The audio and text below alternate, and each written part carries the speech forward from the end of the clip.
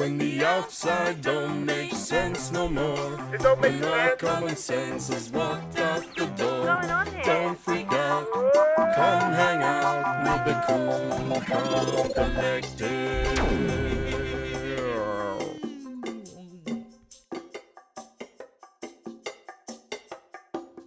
Hello, people of the world. It's May 16th. You are now tuned into the Cool Calm Collective podcast, episode 2. My name is Mark. I'm Naomi. And I'm Raph. For all those joining us for the first time today, welcome. And for those who are returning, welcome back.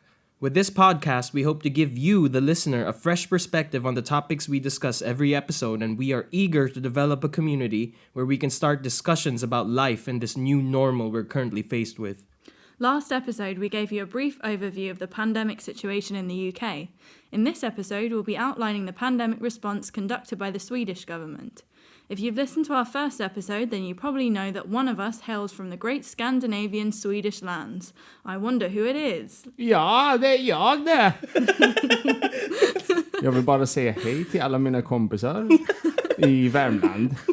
Yes, I am very excited about this episode's topic. You might have heard a lot about Sweden in the past few days in the mainstream media, as they have generally taken a different strategy towards the pandemic. And as of now, I've been living in the UK for the past 2 months, so Swedish life is still fresh on my mind.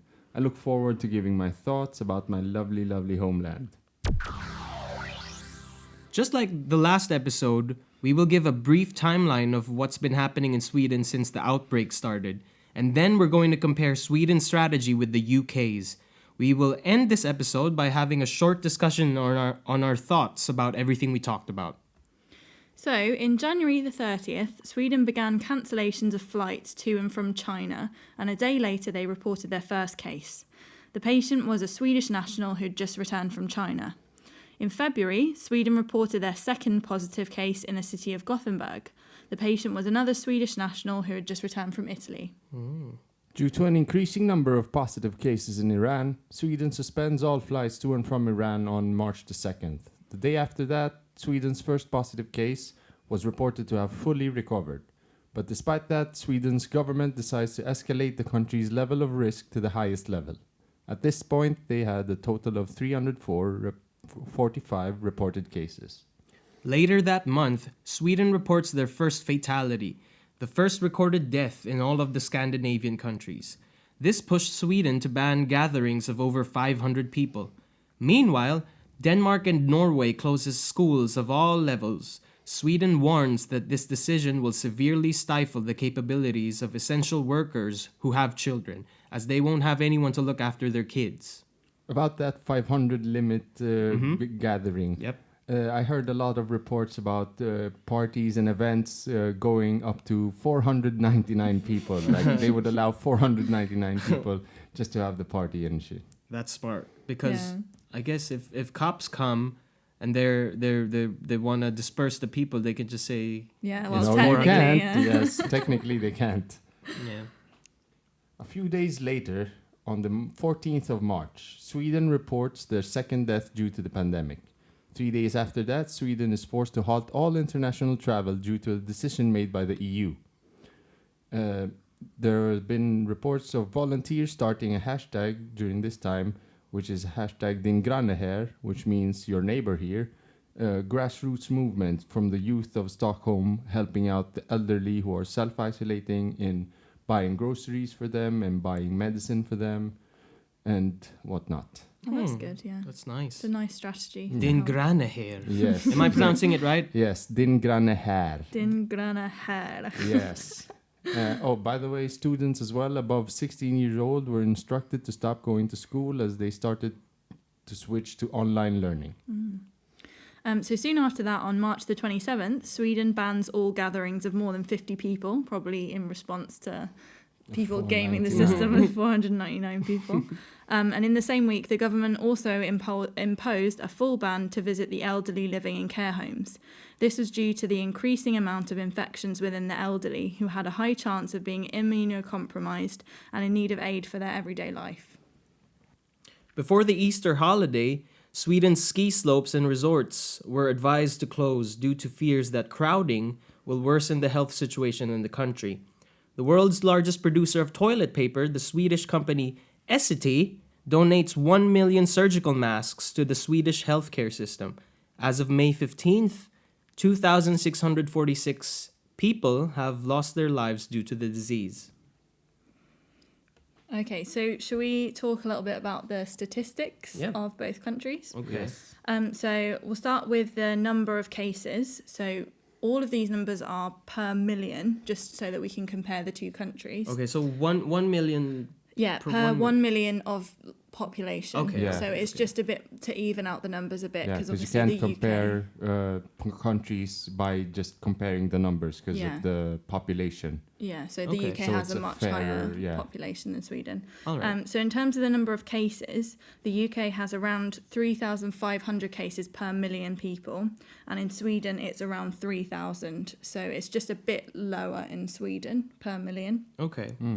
And the deaths as well in the UK is a bit more at 508 per million, and then Sweden is 364 per million. Okay, so if you compensate, if you take into account the population difference, it kind of makes sense because it's just lower by a bit.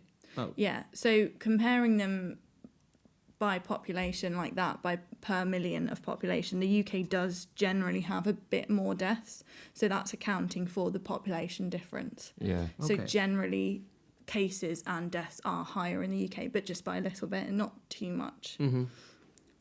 And then if we look at the testing, I'll give these numbers in absolute numbers. So the UK's done a total of 2,500,000 tests overall. Whoa. And Sweden has done 180,000 tests. Whoa. Wah, wah, wah. So yeah, the That's UK's terrible. done a lot more tests overall. But per population, the UK is around 37,000 tests per million. And in Sweden, it's around 17,500 tests Okay. per million. But if you look at like worldwide situations, I guess you can't really get tests Yeah, that's true. everywhere.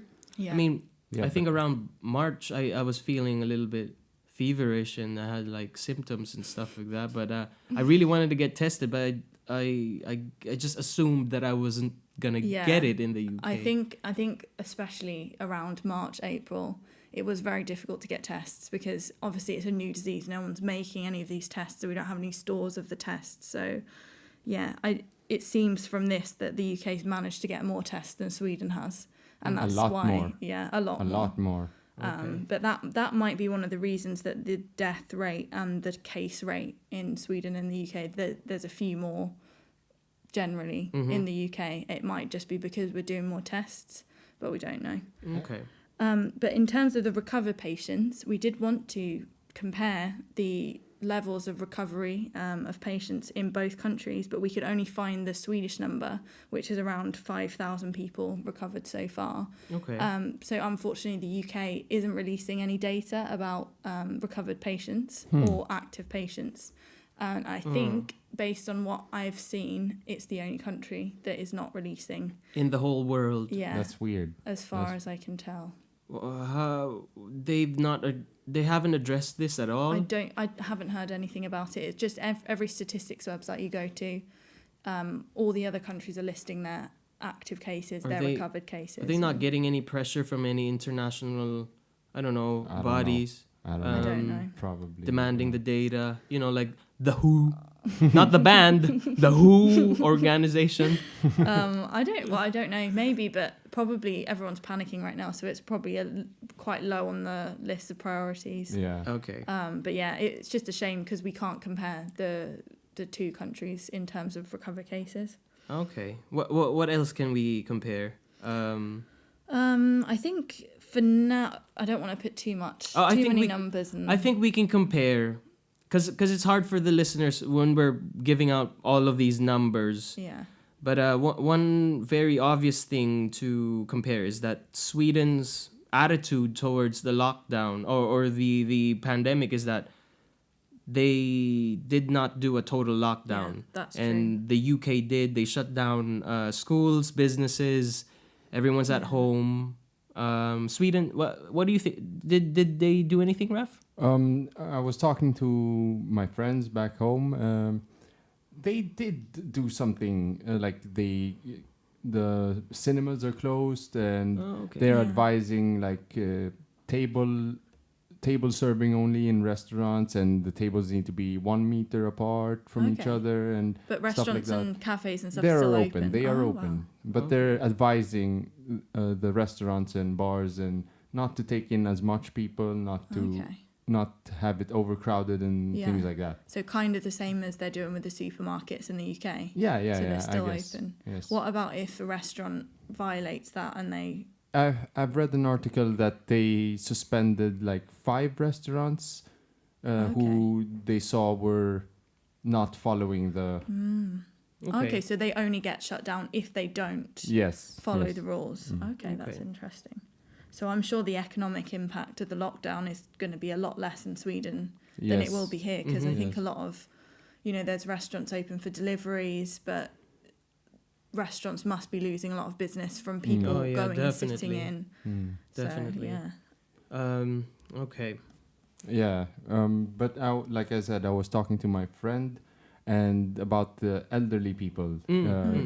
What was funny is that the government was advising the elderly to like self-isolate, stay at home, because they're high risk. But this turned out to backfire, because the old people they felt like they were singled out for some Okay. reason, so they came out more. They were out and buying stuff, Skateboarding. not really. maybe we don't know, but like my friend told me, like she's never seen more old people out. Oh wow. Well, good job on the Sweden elderly for Resisting. rebelling, Yes. resisting, whatever. Are they not worried about catching the disease then, or? I guess I wouldn't want to say they are not worried, but I guess they're responsible. They know Yeah. what to do. Yeah. Well, I think it is hard, isn't it? Especially if you're elderly and you don't have a job to keep you occupied. It's hard to just stay at home and not do anything. I think my grandparents, they're feeling, it's difficult for them because a big part of their lives is going out, going to church, going to see their family. So it must be hard for people, people who are retired especially, to, stay home and not go out at Yeah. all. So I can understand that. I wouldn't have a problem with that. I don't really go out that much. I'd be able to stay indoors for a long time, I think. Yeah. Anyway, Naomi, what do you think about the government in England? Do you think they trust the citizens to obey the lockdown measures? I think when they first, I remember when Boris Johnson first announced that he was advising people to stay at home, I think they maybe were considering going with that strategy, but then a few days later they enforced the lockdown and introduced the new regulations that meant everyone had to stay at home. So, yeah, I do prefer the Swedish system, I think, because it does feel a bit more like the government trusting the people to do the right thing, which I definitely would value. But obviously I don't know, because I don't know how many people actually would follow it in the UK if they did trust us to stay home of our own accord. No, but there are a lot of people criticizing the strategy of the UK government. They criticize how they should have acted faster. They should have Yes, yes. implemented the That's lockdown true. faster. Yeah. That they're doing a really bad job and this and that. Yeah. And I think, the UK population, I think we're a bit more crowded than Sweden. I think there's A more lot more. people. Yeah. A lot more. We've got a bit smaller, we're an island, Land obviously, size, so yeah. it's everybody's concentrated into one area. Mm-hmm. So maybe they didn't really have a choice but to do this lockdown That's true. this way. But I do think the new slogan that Boris Johnson just introduced, this "Stay Alert," what was it? Stay alert, control the virus. That does give a Yeah. bit more Trust. responsibility and trust to the people to exactly. manage it ourselves, rather than relying on the government to tell us what to do. So we'll see how it goes. But yeah, I think right now I would probably prefer to be in Sweden and be able to make my own decisions. But yeah. Okay. Well, we've been in lockdown for about 7 weeks? 7 weeks now? around that, yeah. Going to 8. Going yeah. on to 8 Yeah, weeks. going into 8. I don't have any complaints because I don't know. It's no different. I Yeah, work from it's home not- yeah. anyway, and but one thing did change for me when I would go on social media and I would look at my friends' posts and pictures and what they're doing. Yeah. It suddenly changed. The tone changed That's where true. they're all like, "Oh, I'm stuck at home now." Quarantine. The quarantine life, the new yeah. normal. Accept the new normal, you know.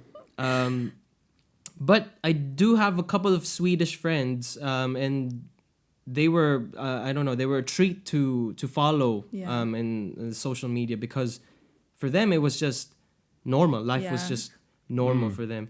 It is really refreshing to see somebody that's not, because everything is about the quarantine, right? On social media, everyone's Instagram posts, Facebook, everything. Oh, you can't get away from it. Yeah. It's everywhere.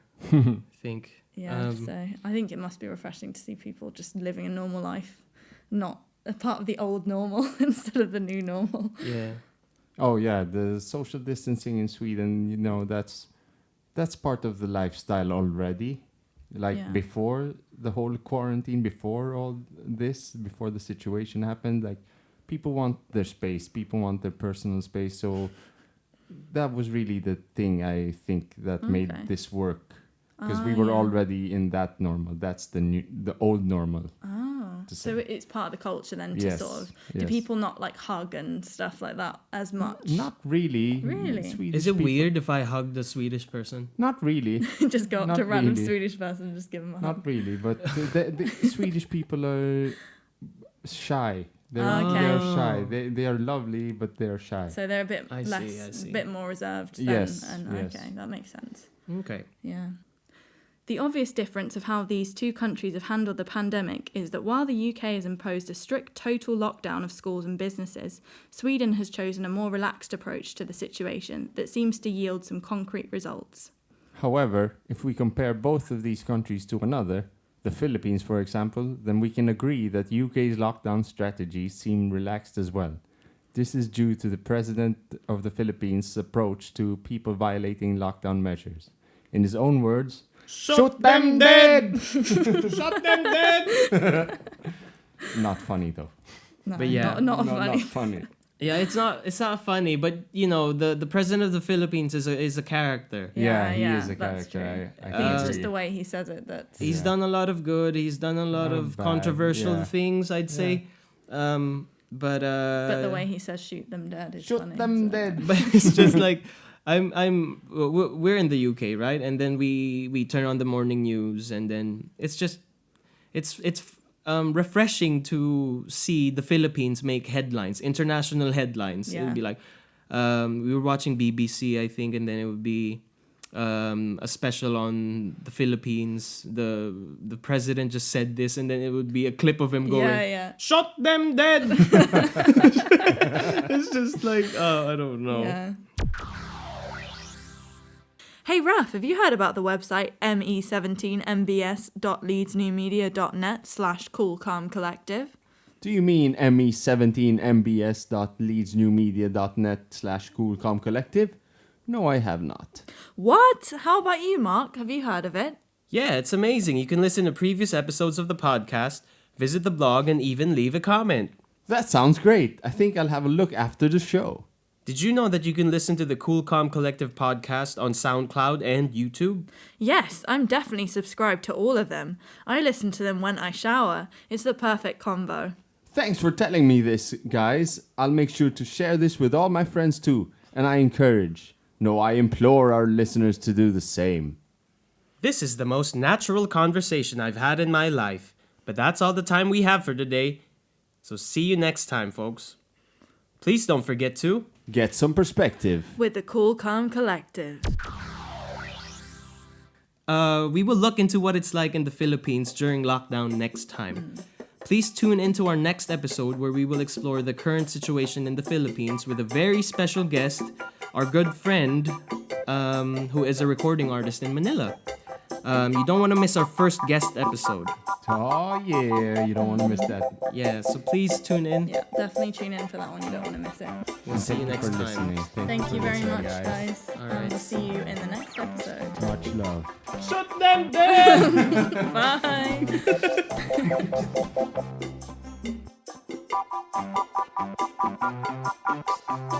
Shoot them dead.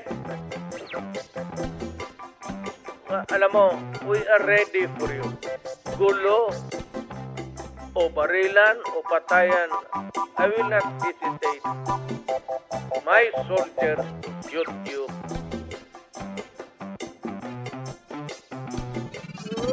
Shoot them dead.